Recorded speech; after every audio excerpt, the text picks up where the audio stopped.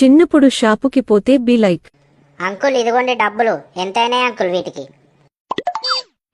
ఇదిగో చిన్న, మొత్తం 53 రూపాయలు అయినాయి. 3 రూపాయలు చిల్లర ఉంటే 50 రూపాయలు ఇస్తా నీకు. ఆ? గిట్లా అంటాండేంది? నేను 100 రూపాయలు ఇచ్చినా కదా, మళ్ళీ 3 రూపాయలు అడుగుతాను, 50 రూపాయలు ఇస్తా అని.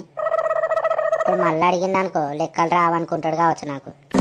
అంటే అంకుల్ నేను 100 రూపాయలు ఇచ్చినా కదా మీకు. అదే బాబు, నువ్వు 100 రూపాయలు ఇచ్చినావు, వీటికి 53 రూపాయలు అయినాయి.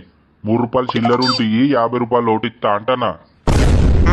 మళ్ళా గట్లనే అడుగుతాండు. నేను 100 రూపాయలు ఇచ్చినాక కూడా మళ్ళీ 3 రూపాయలు అడుగుతాడు చిల్లర.